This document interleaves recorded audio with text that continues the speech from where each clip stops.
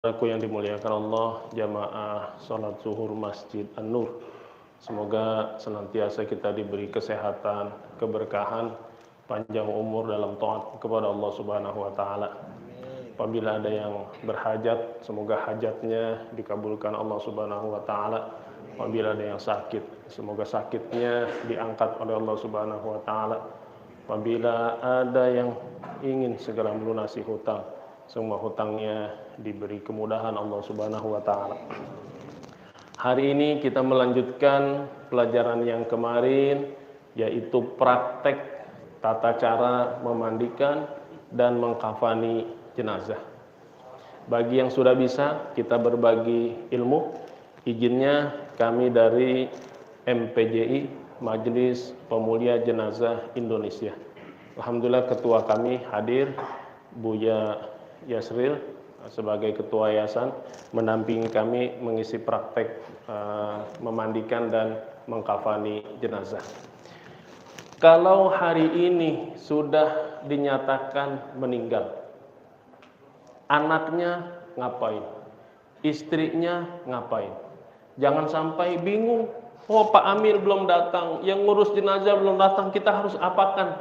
Nah, maka hari ini kita mengerti ilmunya. Ketika di keluarga kita ada musibah meninggal dunia, saya yang akan mandikan, saya yang akan mengkafankan, saya yang mengimani sholat, saya juga nanti yang akan menguburkan. Jadi anaknya semua mengerjakan itu.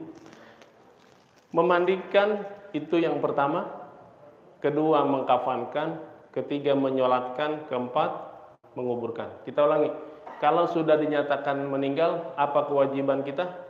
Ada 4. Pertama, memandikan. Kedua, mengkafankan. Ketiga, mensolatkan. Keempat, menguburkan.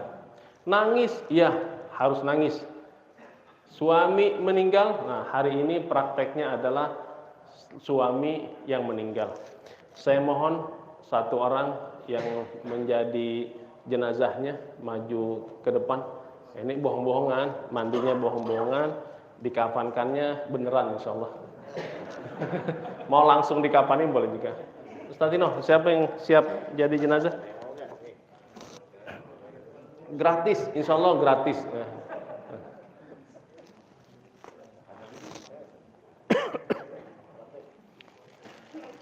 Sebelum memandikan, hal yang pertama harus kita lakukan adalah membuat kain kafan.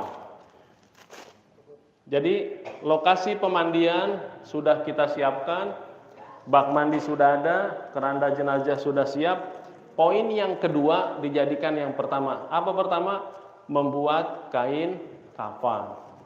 Mana jenazah ini? Belum datang-datang.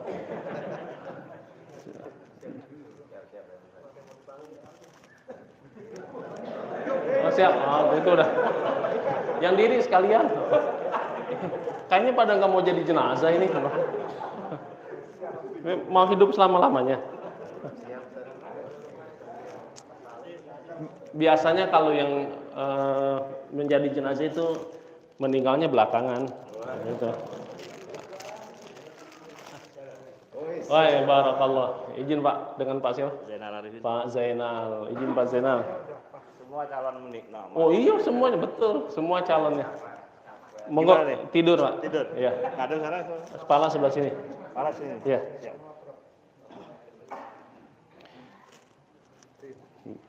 Izin Bu ya. Salam dari Mbak Saras. Oh siap, Mami Sarah. Ya, Saraswati. Oh, rupanya ini tim jenazah juga. Kemarin kita sudah berbagi, ya tidur. Berbagi ilmu, semua yang menempel di tubuh dilepas. Kacamata dilepas, baju dilepas, topi dilepas, celana dilepas. Ini mau dilepas loh nggak? ATM belum. Oh nggak. ATM juga sisihkan dulu gitu.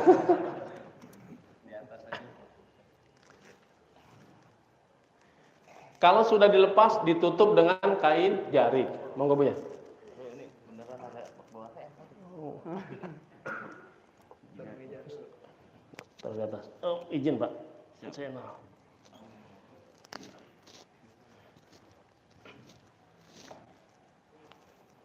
Udah tutup ya. Asyhadu an la ilaha illallah.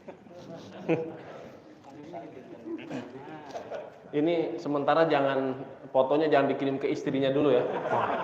Repot nih lagi di kantor. Ya, tutup.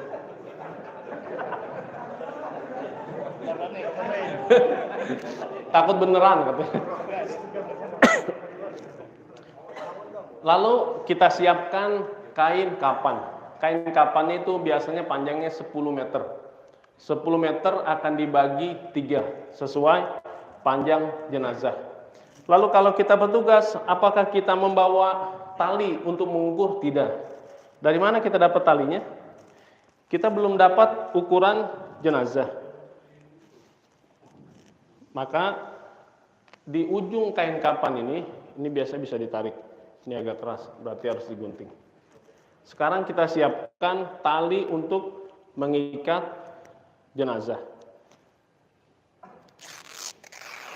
Wah, asli nih, tuh kain kapannya masih terus ditarik sampai sepanjang kain kapan.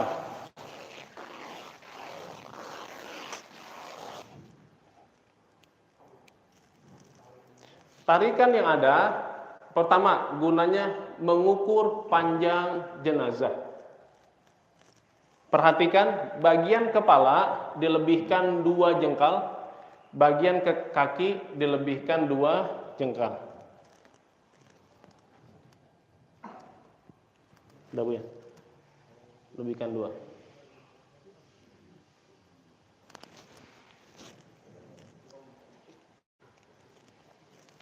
Jadi ini ukuran panjang jenazah yang sudah dilebihkan 2 jengkal ke atas, 2 jengkal ke bawah. Lalu kita siapkan kain kapannya yang panjang 10 meter tadi. Kita bagi untuk laki-laki 3, untuk perempuan 5. Diulang. Untuk laki-laki 3, untuk perempuan 5. Laki-laki itu hanya memanjang 3 lembar. Kalau perempuan ditambah panjang 2 lembar, rok 1, baju 1, jilbab 1. Perempuan 5. Hari ini kita praktik khusus laki-laki. Tali yang tadi kita sudah ukur panjang jenazah, itu untuk memotong panjangnya kain kapan. Sampai Bu ya?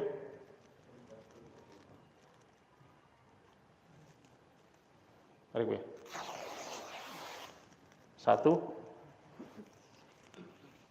Banyak ini terigunya ya.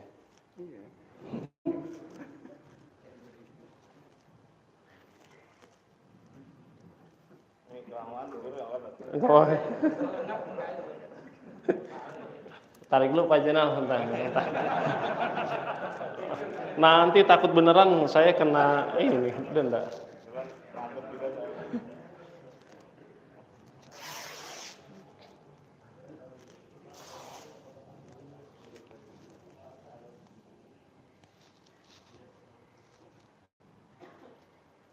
Udah pas ya.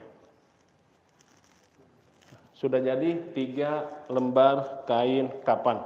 Kalau sudah diukur, kain kapannya sudah dipotong-potong, maka jenazahnya bangun dulu, pindah ke alam berikutnya. Pak Zainal, mohon bangun dulu, pindah ke depan. Kita akan buat kain kapannya dulu. Alas kain kapan bisa menggunakan tikar, bisa menggunakan kain jarik. Makanya kalau orang tua kita dulu itu rata-rata di rumahnya menyediakan kain jarik. Berapa lembar? Untuk kebutuhan jenazah itu 4 lembar. 2 lembar untuk bagian bawah. Izin, Pak Jenderal. Ditarik. Alhamdulillah, jenazah juga ikut bantu.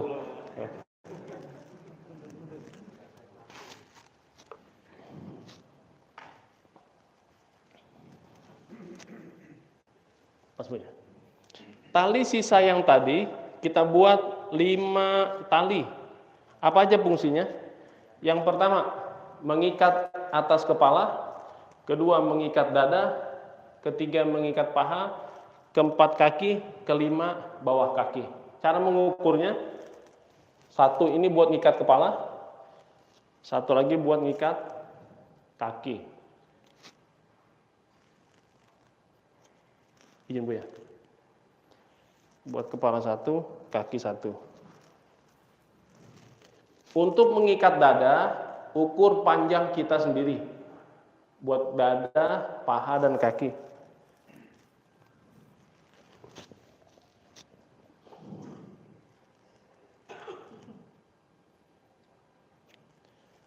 Buat dada Bu ya.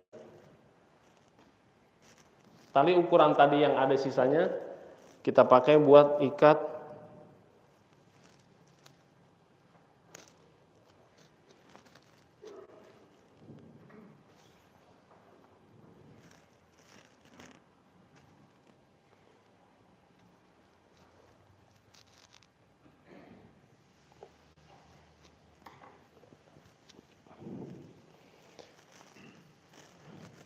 kain kapan yang sudah dipotong 3 lembar, lalu kita gelar. Bagian kaki pas tengah-tengah, bagian kepala miring ke kanan.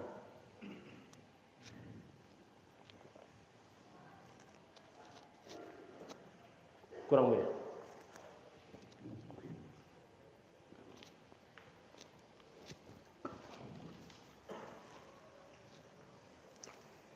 Bagian kaki pas tengah-tengah, bagian kepala miring ke kiri. Yang kedua, kain kapan yang ketiga,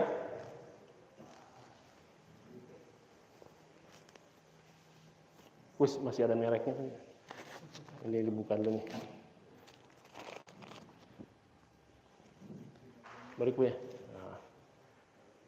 Posisi pas tengah-tengah. Inilah kain kapan untuk jenazah laki-laki.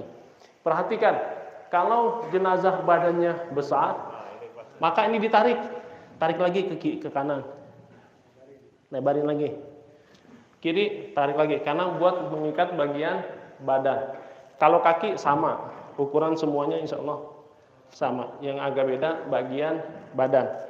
Selesai ini, ditaruh di atasnya kapas. Kapas dari bagian kaki sampai bagian kepala, kapas gulungan. Kalau selesai, maka di atas kapas ditaburi namanya bubuk cendana. Diauri bubuk cendana, lalu ditaburi kapur barus yang sudah dihaluskan. Selesai ini,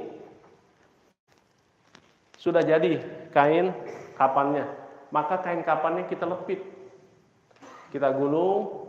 Mau dilepit nggak Bu ya? Nggak usah ya? Mau dilepit? Ya, kain kapannya sudah jadi, dilipat dulu.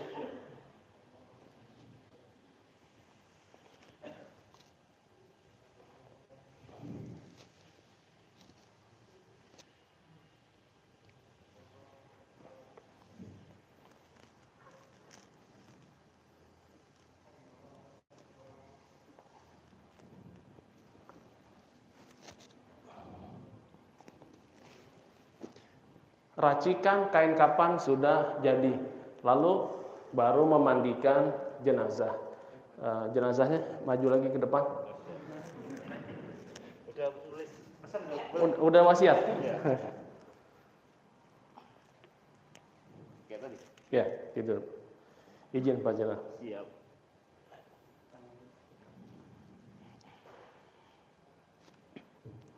Kita anggap jenazah kita gotong ke atas tempat pemandian jenazah. Jenazah sudah berada di atas pemandian. Apa yang kita buka? Pertama, kain penutup ini sampai dengkul. Kain di atasnya sampai pusar. Aurat tetap tertutup. Pak Zainal ini punya istri. Istrinya berapa Pak?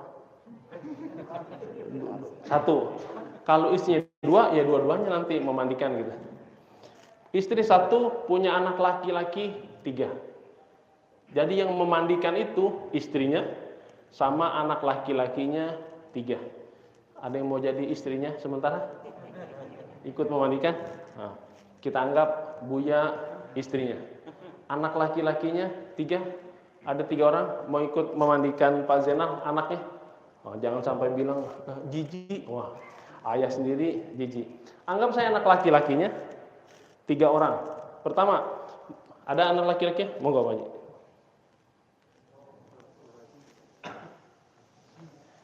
Siap. Kita berdiri aja dulu.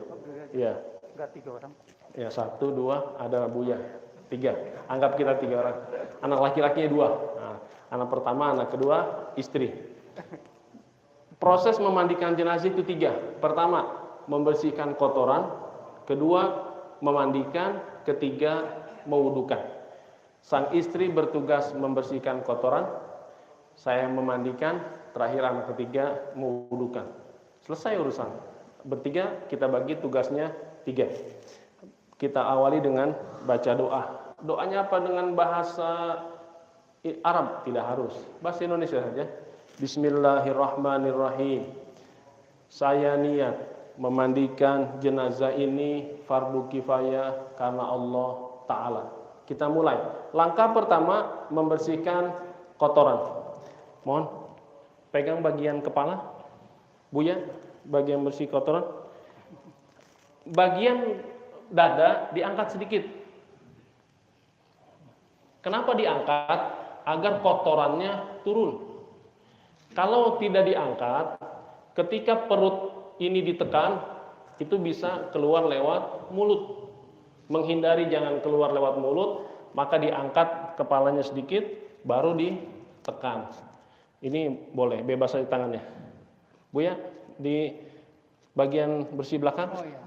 Perutnya ditekan, perlahan-lahan ditekan. Nah, iya, sudah pakai. Kalau istrinya nggak usah pakai sarung tangan lah. Istrinya udah biasa megang-megang, ini aman. Iya, dicuci, disiram, ada bagian ambil air. Nah, jangan lupa ditekan pelan-pelan. Nah, bagaimana Bu ya? Sudah bersih? Sudah bersih. Bagian depannya? Udah. Oh, udah juga. Jangan dilihat Bu ya. Kalau istri mana? Nah, siap. Siap. Ya. Makasih Pak Jenderal. Oke. Mohon maaf. Santai aja.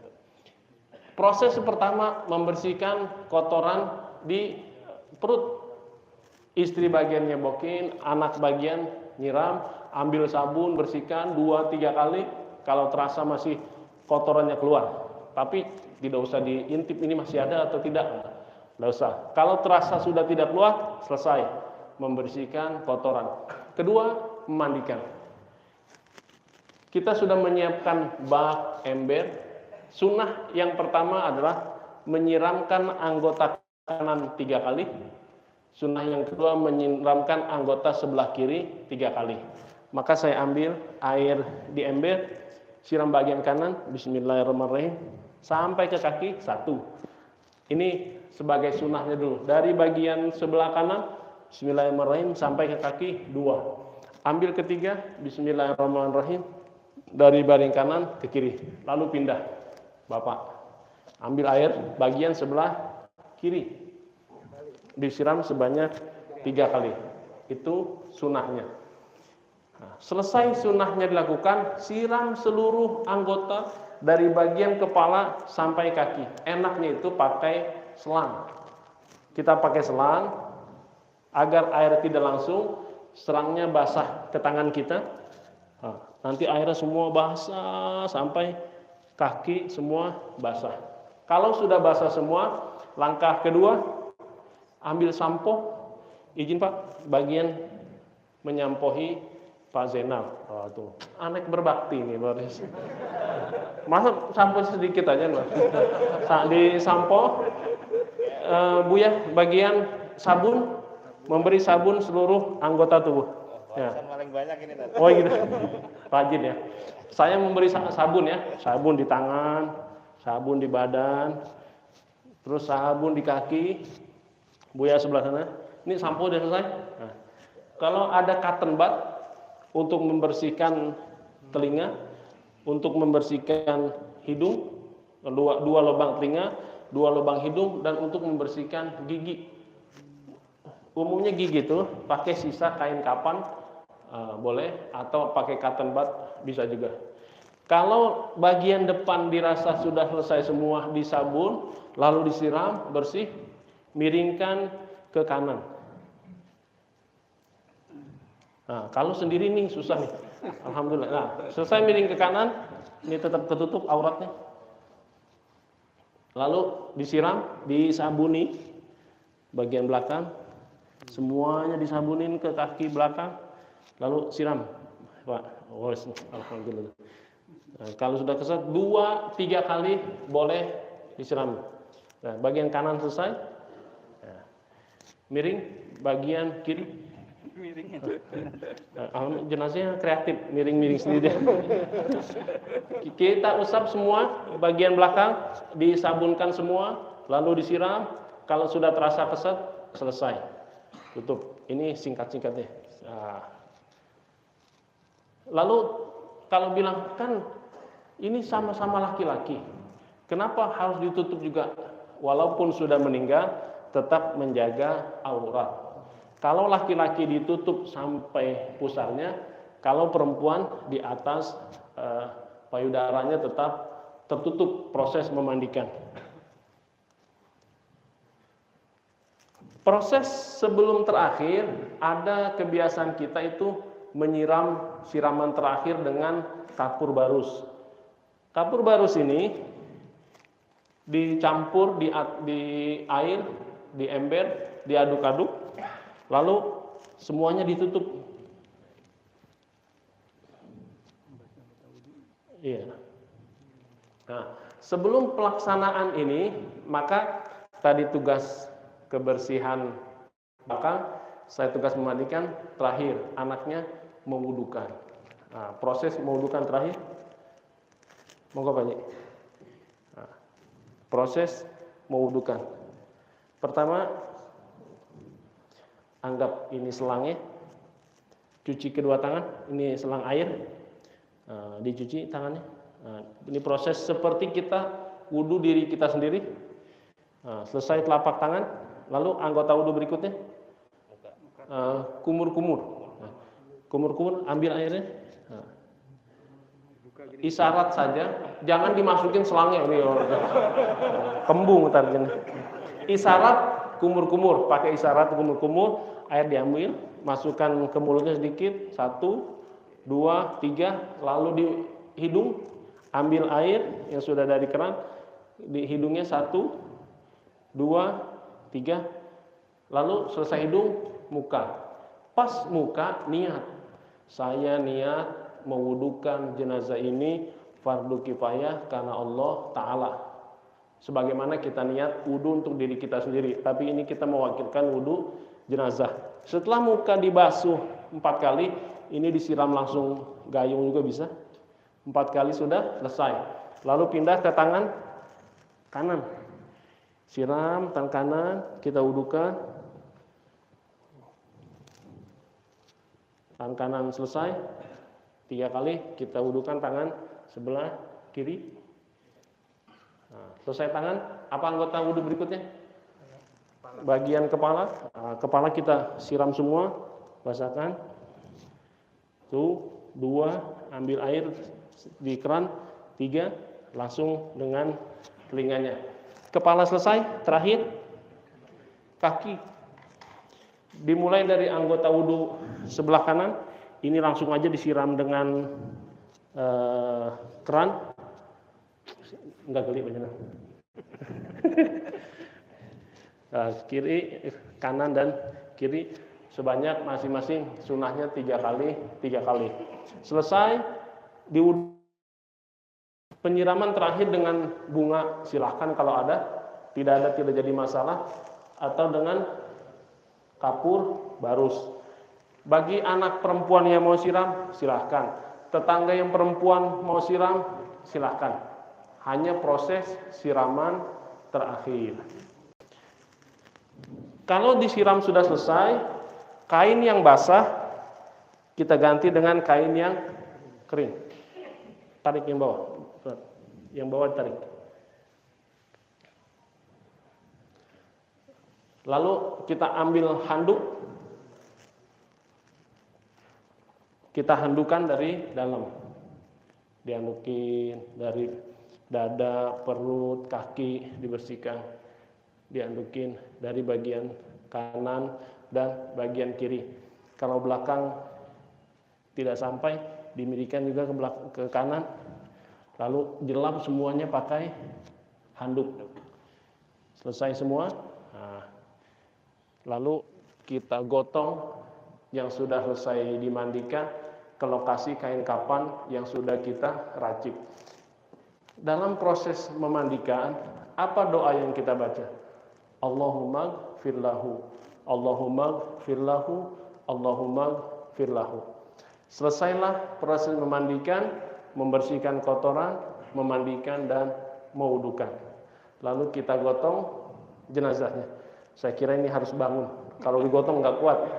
Ya, Pak Zainal, izin bangun Pak Zainal. Ini kain kapan yang sudah jadi, digelar kembali.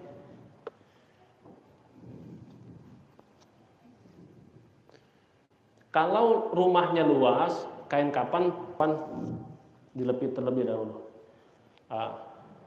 Tadi bawah semua sudah kapas, sudah ditaburi kapur barus, sudah ditaburi bubuk cendana. Jenazah kita angkat. Alhamdulillah jenazahnya bisa bangun sendiri. Silakan Pak Jenal ke lokasi. Gak ada bantal. Nanya bantal, katanya nggak ada bantal. Terus mau morat sendiri, ya siap. Ya, kanan dikit. Oke siap. Kalau jenazahnya kreatif gini enak, begini. Kalau nggak bisa, salah ketika gotong, mau gotong geser ke kanan, geser ke kiri, ini butuh tenaga ekstra. Cukup ya? Kurang dikit, turun dikit. Udah siap. Ini nggak dibantuin gotongnya gitu. Jenazah kurus gak ada yang mau gitu. Oh itulah. Tadi jenazahnya masih tertutup dengan kain jarik. Lalu kain jarik ini kita ganti dengan satu bundel kapas. Jadi kalau ke apotek bilang aja kapas buat jenazah. Itu sudah ada ukurannya 500 gram atau yang 1 kilo. Kapas ini kita buka, lalu kita buat nutup seluruh dari kaki sampai ke dada. Anggap saya pegang kapas, ini saya tutup bagian semua dengan kapas. Nah, kapasnya dibuka sudah lebar. Jadi kita tuh bagian kaki sampai bagian dada sementara. Kalau kakinya tidak bisa lurus, ini kakinya Pak nggak bisa lurus, boleh jempolnya kita ikat. Ini kakinya nggak lurus tadinya.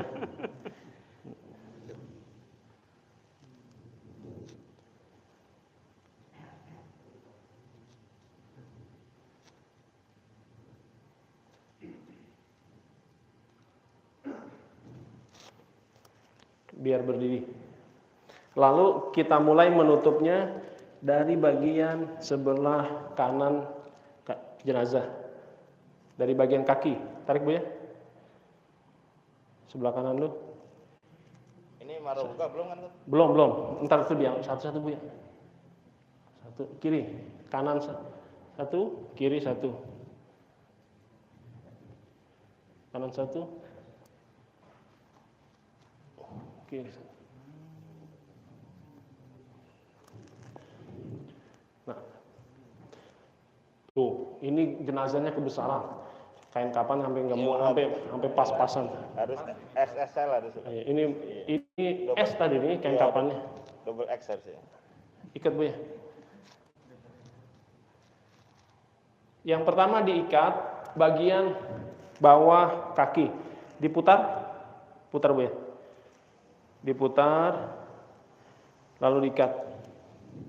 Yang kedua diikat bagian sebelah, ikatannya ingat di sebelah kiri jenazah, karena nanti ketika di liang lahat, tali ini akan dibuka semua. Ikatannya seperti mengikat tali sepatu.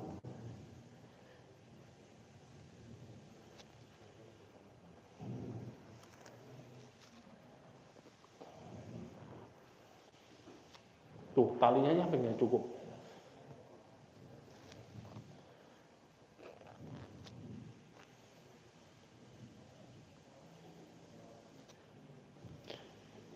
Bagaimana kalau ini masih terbuka? Boleh ditambah kain kapan satu lagi di atasnya.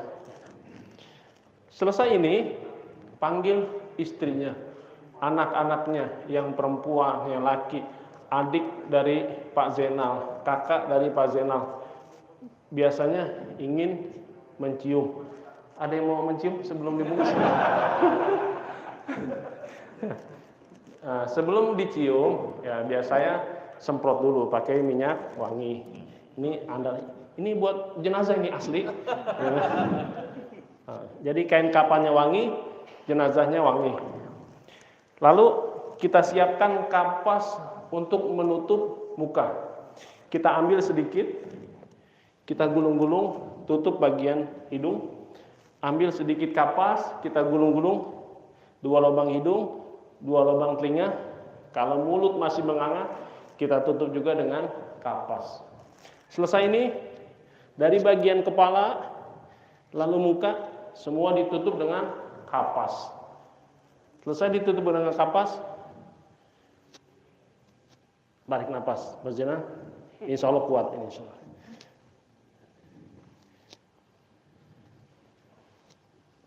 Kalau nggak kuat, angkat tangan. Tarik dulu ya. Yang ada ketiduran.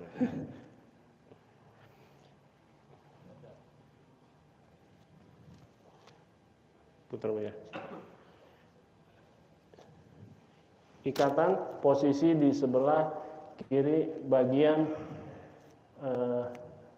dada, bagian kepala.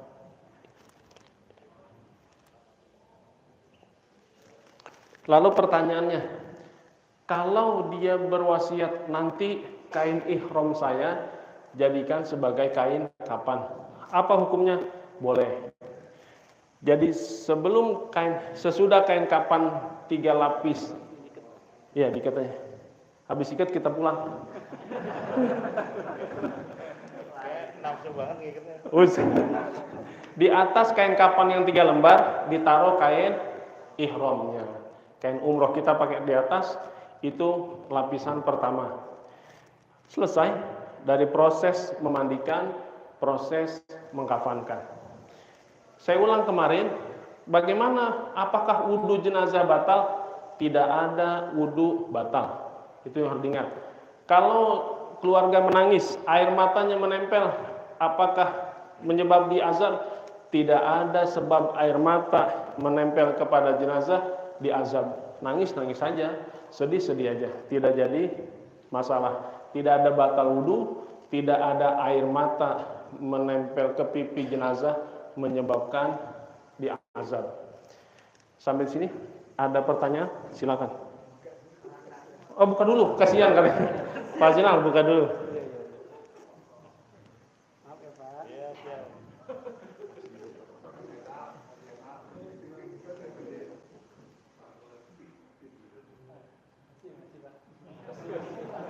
Alhamdulillah masih selamat.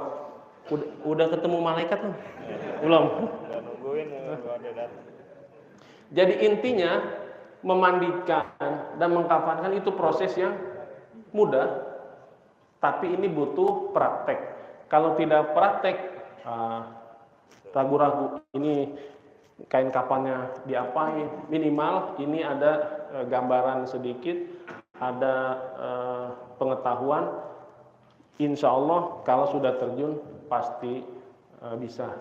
Yang perlu ditata adalah mental, karena tidak semua ketika melihat jenazah mentalnya kuat. Kan kita sudah bahas kemarin, tidak akan dia jadi hantu, tidak akan dia mengganggu. Justru ketika khawatir itu, kalau saya lewat kuburan tanah kusir, ada yang bilang, Ustaz berhenti, nggak ada. dulu mandiin samponya kelebihan, itu repot.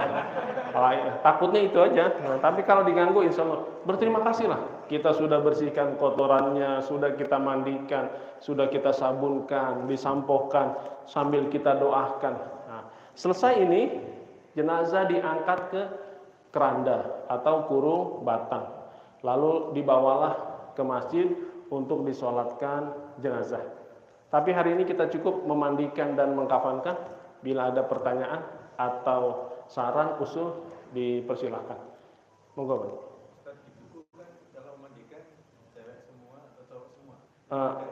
Oh iya, itu pengecualian. Di buku ada keterangan.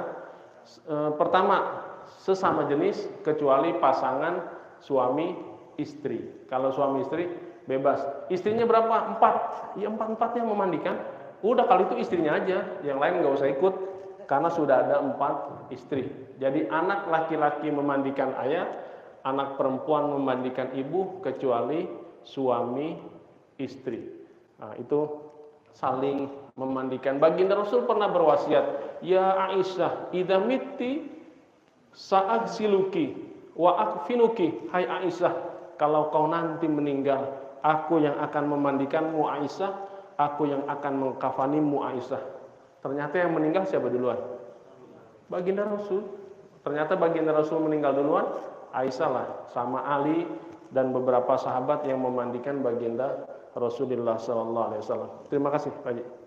Berikutnya. Untuk menanya, tadi yang terakhir waktu kita paling bukan ditutup semua. Betul, pakai kapas. Pernah ikut memandikan jenazah itu,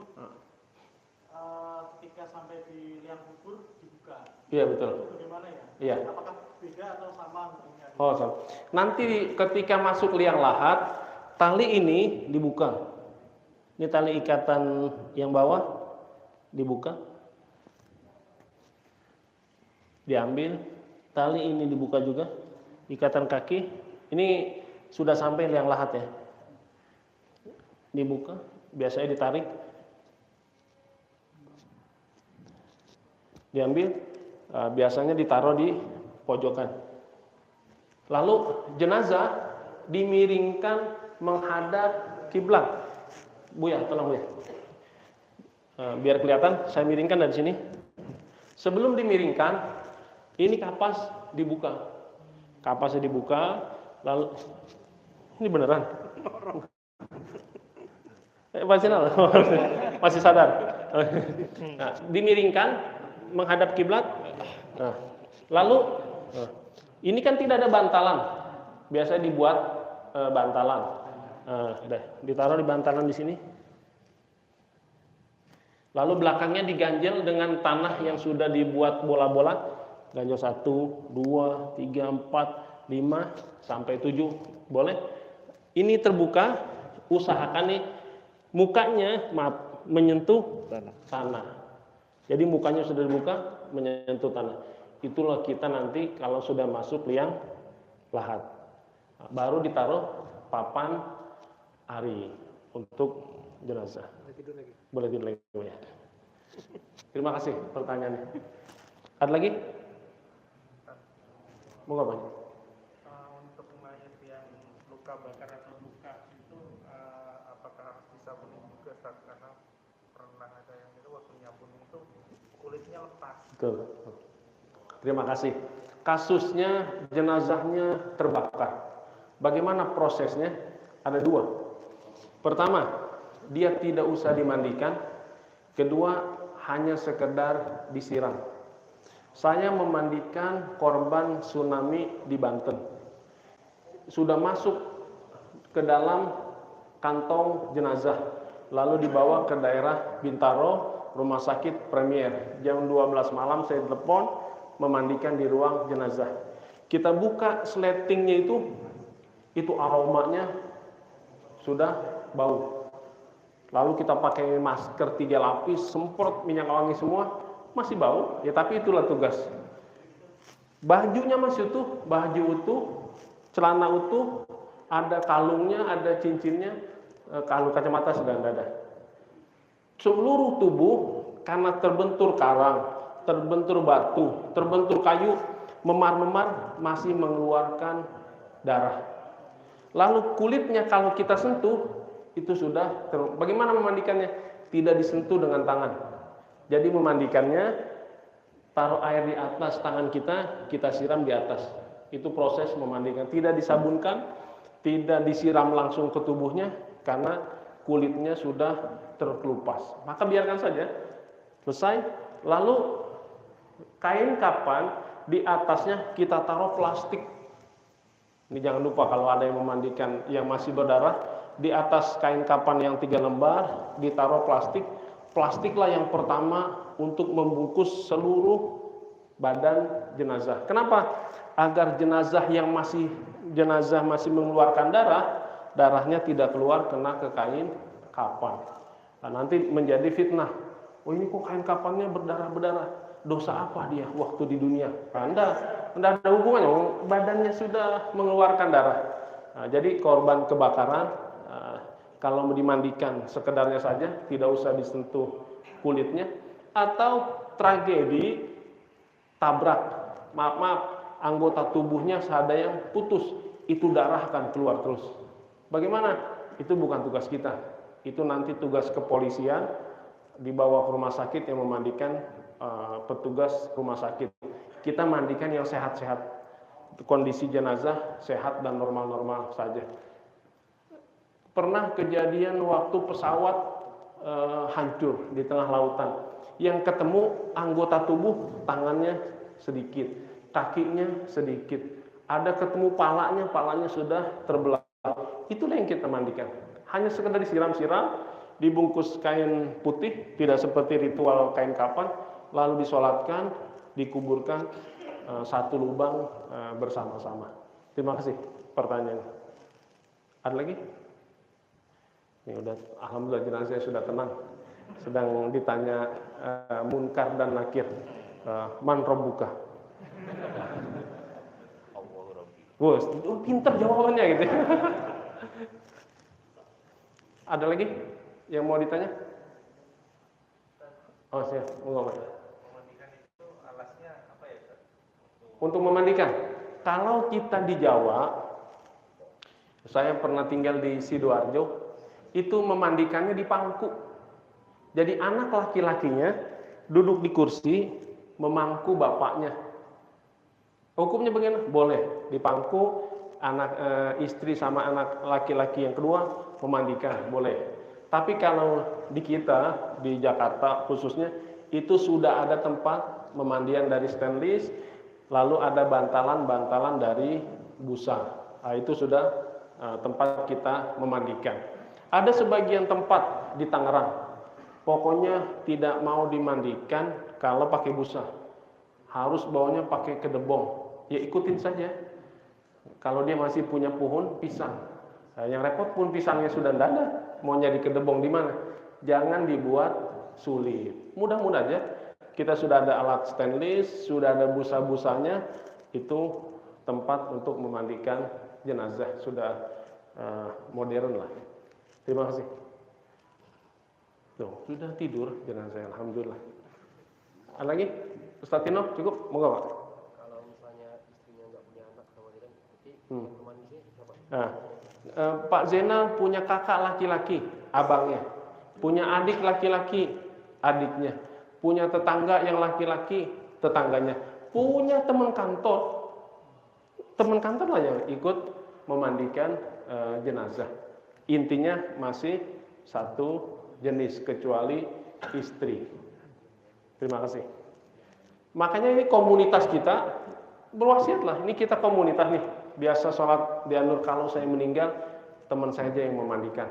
Wasiat itu silahkan. Sudah paham semua, teman saya yang memandikan, teman saya yang mengkafankan. Ada lagi? Monggo Pak Ji. Kalau tadi lawan jenis kan hanya suami dan istri. Betul. Kalau anak Anak perempuan itu nanti siraman terakhir. Proses memandikannya tidak. Ya, hanya siraman terakhir yang tetap bapak anaknya laki-laki, ibu anaknya yang perempuan. Kecuali sudah tidak ada sama sekali.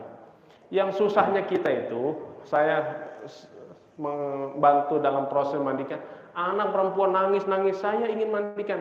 cukup bagiannya pegang gayung nyiram, minimal itu. Tapi usahakan kalau bisa laki-laki, kecuali istri, perempuan kecuali suami. Terima kasih.